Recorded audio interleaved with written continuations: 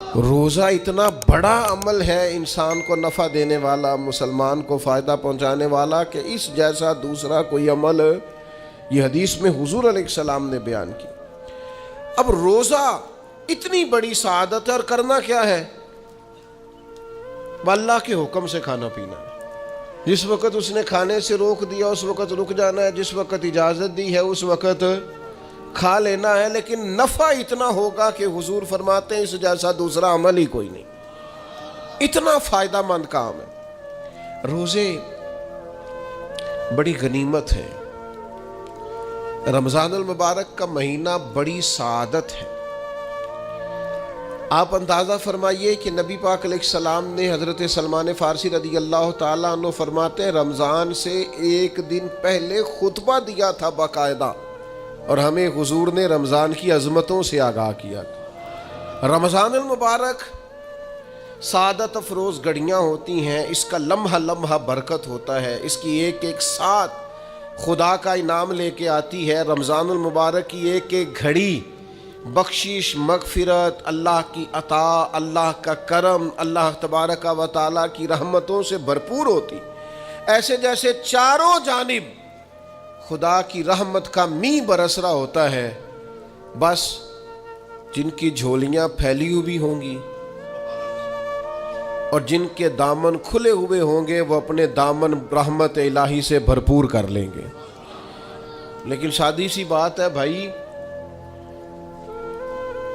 جو آدمی سویا رہے، غافل رہے، اٹھ کے اپنے کمرے کا دروازہ ہی نہ کھولے تو سورج جتنا مرضی چمک رہا ہو اسے کوئی فائدہ حاصل ہوتا نہیں، اسے کوئی روشنی نصیب ہوتی نہیں، کیونکہ وہ تو اٹھا ہی نہیں، جاگا ہی نہیں، بیدار ہی نہیں ہوا۔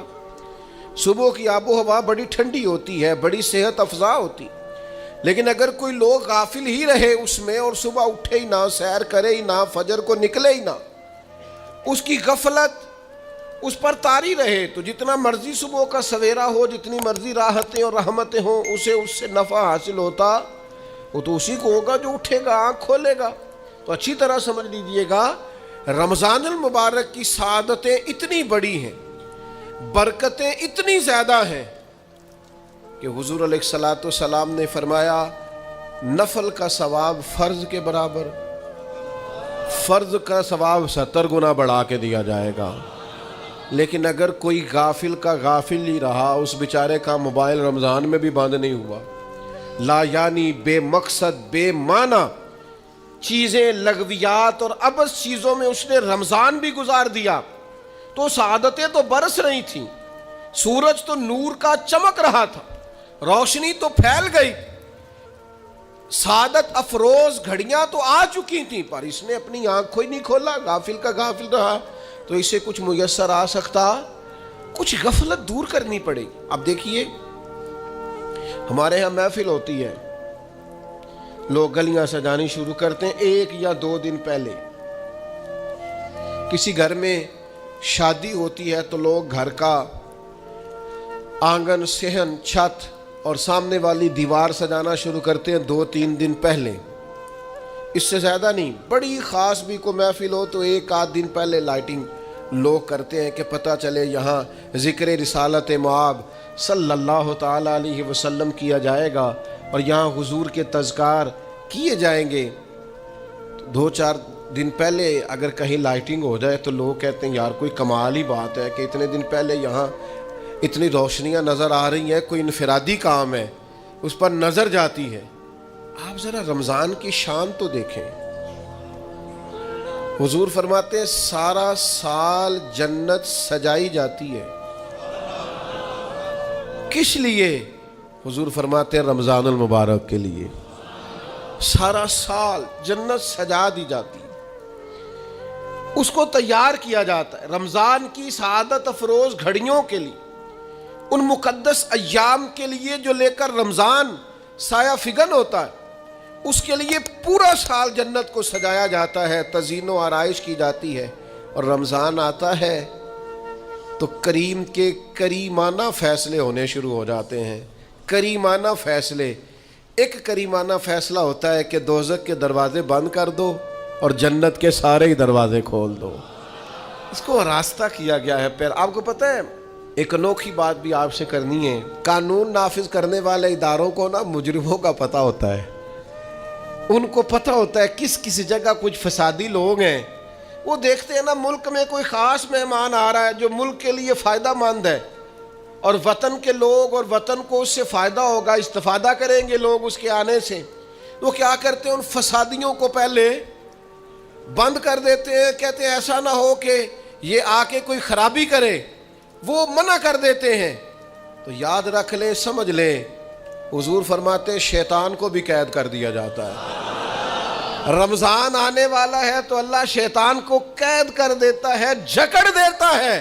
فرمایا رمضان آ رہا ہے اور میرے بندوں نے اپنی بخشش کرانی ہے, انہوں نے میری عبادت کرنی ہے, انہوں نے روزے رکھنے ہیں, انہوں نے آ کر کے اللہ کے حضور معافیاں مانگنی ہے.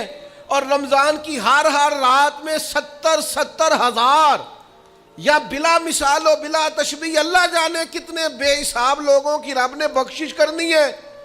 تو یہ شیطان بڑا مکار ہے, یہ کھلا ہوا دشمن ہے, کوئی خرابی نہ کر دے لہذا پہلے اسے باندھ دو. خرابی نہ کرے کسی قسم کی, اسے باندھ دیا جاتا ہے. مہمان بھی آ گیا, خرابی کرنے والا بھی باندھ دیا, لیکن اگر فائدہ لینے والے پھر بھی فائدہ نہ لے تو پھر ان سے کہا جائے گا کہ تمہارے پاس اب کوئی بہانہ بچا نہیں ہے, اب تمہارے پاس کوئی کسی قسم کا عذر باقی نہیں ہے. اب تو یہ تھا کہ تمہیں بخشش کرانا چاہیے تھی, استغفار پڑھنا چاہیے تھی, دعائیں کرنا چاہیے تھی, قرآن مجید کی تلاوت کو کثرت سے کرنا چاہیے تھا. لیکن چونکہ اب تم یہ بھی نہیں کہہ سکتے کہ مجھے شیطان نے گمراہ کر دیا, وہ تو باندھ دیا گیا ہے. اب تو فسادی کو ویسے ہی کنٹرول کر دیا گیا ہے.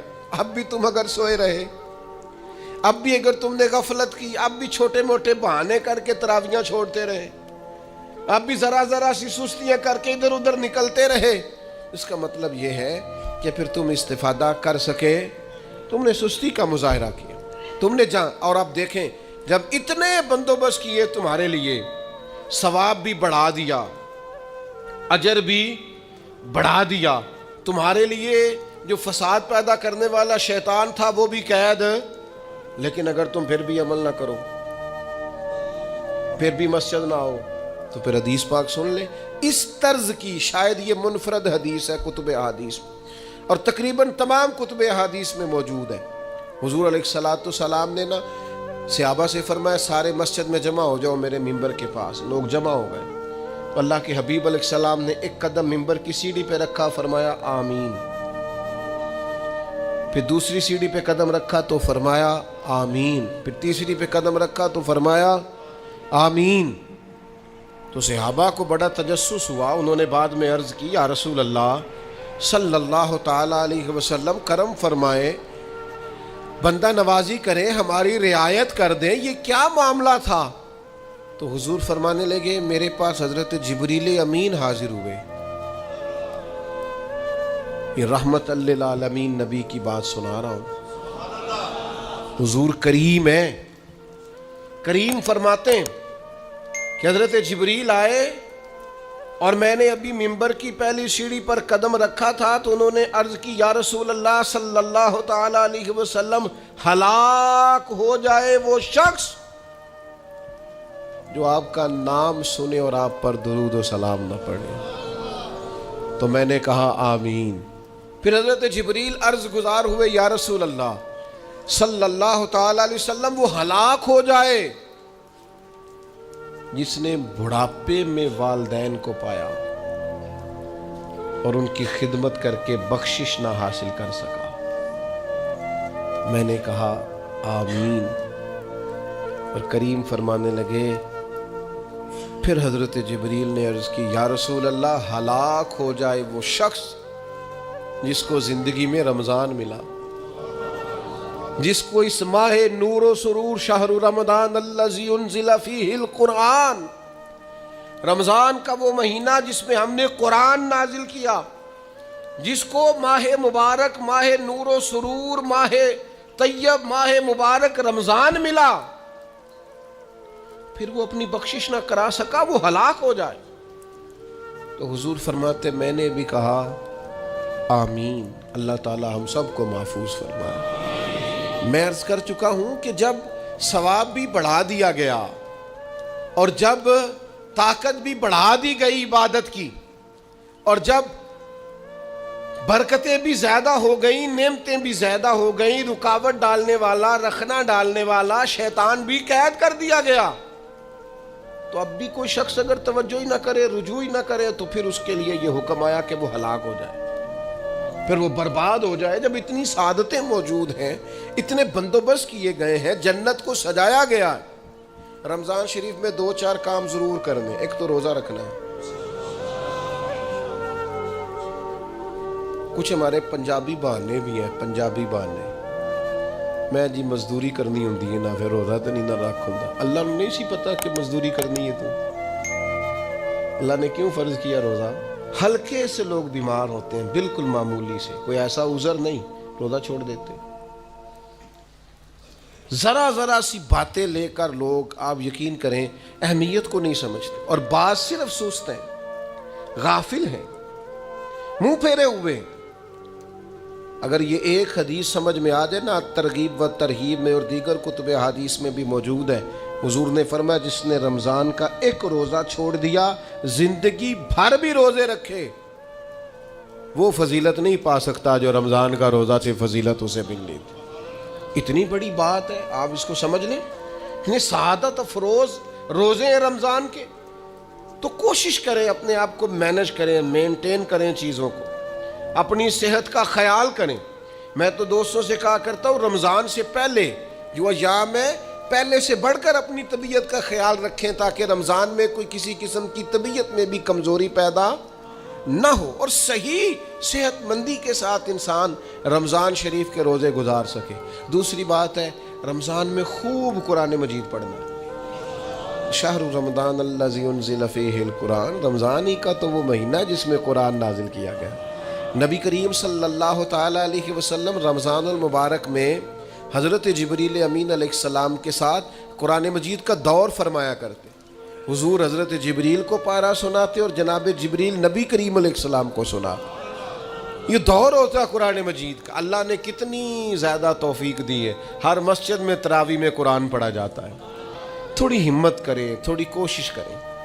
ہمارے بزرگ فرمایا کرتے تھے، ایک پارہ گھر میں پڑھا کرو قرآن مجید کا، تاکہ تمہیں دیکھ کے بچے بھی پڑھیں، اور ایک پارہ مسجد میں تلاوت کیا کرو، اور ایک رات کو تراویح میں 3 پارے روز قرآن مجید کے ہو جائیں گے، تو انشاءاللہ تعالی رمضان ختم ہوگا تو 3 قرآن پاک بھی ختم ہو جائیں گے۔ یہ ارادہ کریں، یہ پروگرام بنائیں، خوب قرآن مجید سے دلچسپی پیدا کریں۔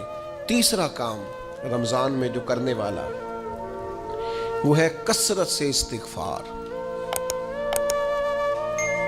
کچھ غلطیاں نا ہم کرنا نہیں چاہتے، ہم سے ہو جاتی ہیں۔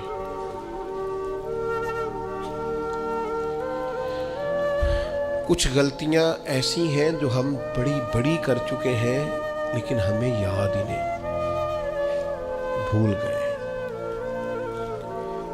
کچھ خطائیں ہم سے ایسی سرزد ہوتی ہیں جو لاشعوری میں ہو جاتی، ہمیں سمجھ ہی نہیں ہوتی کہ یہ خطا ہے اور اتنی بڑی ہے۔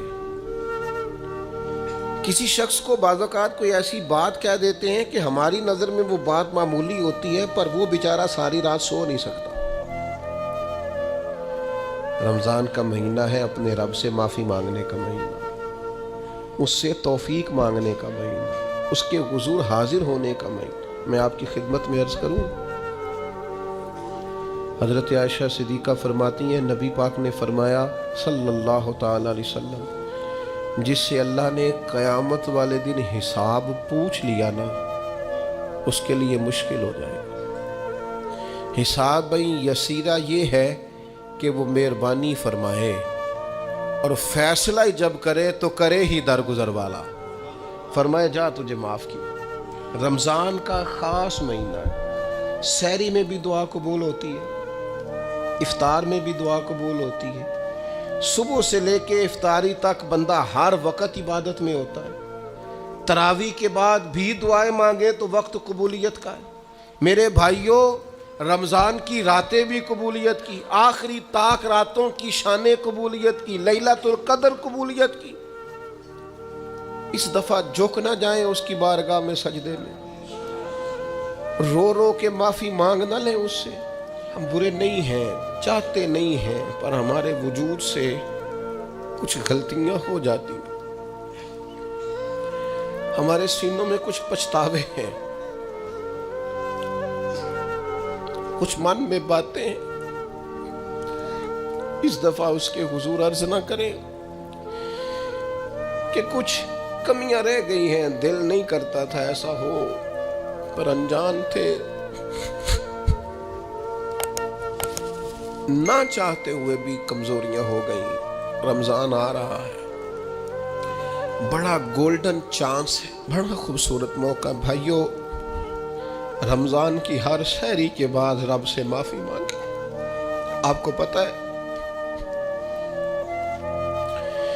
اتنی بڑی امت مسلمہ لیکن ہر گلی میں کمزور ہے، ہر جگہ رسوائیاں ہمارے ساتھ چمٹی ہوئی ہیں۔ ہم چاہ کے بھی اپنے بھائیوں کی مدد نہیں کر سکتے۔ میرے پاس ایسے جوان آتے ہیں جو کہتے ہیں ہمیں بتائیں نا ہم فلسطین کے لیے کیا کر سکتے، ہمیں بتائیں نا۔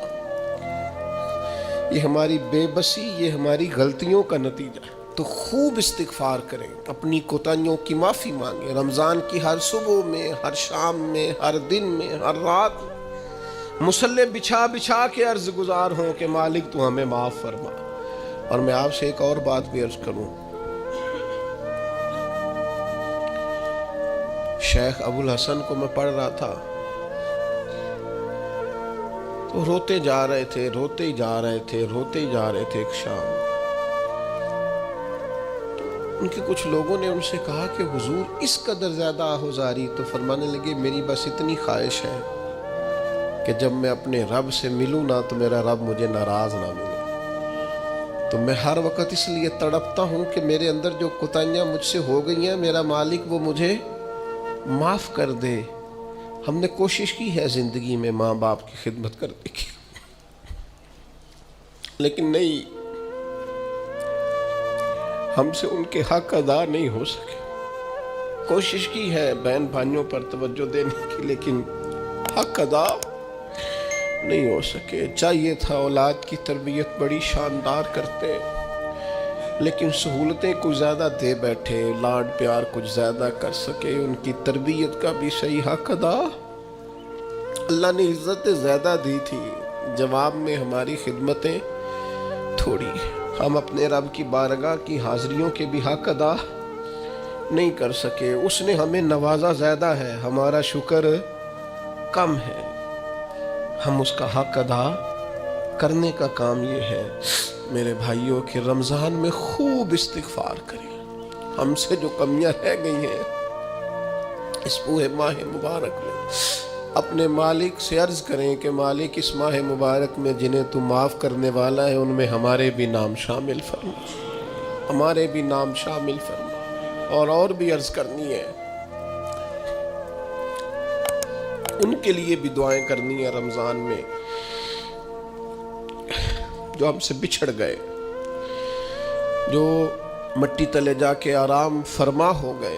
یہ رمضان المبارک چونکہ بخشش مانگنے کا مہینہ ہے، اللہ کے حضور معافی مانگے ان کے لیے بھی، ہمارے اپنوں کے لیے، ماں باپ کے لیے، عزیز و اقربا کے لیے، کہ اللہ کریم ان کی قبروں کو بھی ٹھنڈا کرے، ان کے حال پہ بھی رحمت کی نظر کرے، ان کے لیے بھی مالک آسانیاں کرے۔ خوب دعائیں مانگے رمضان میں، خوب دعائیں۔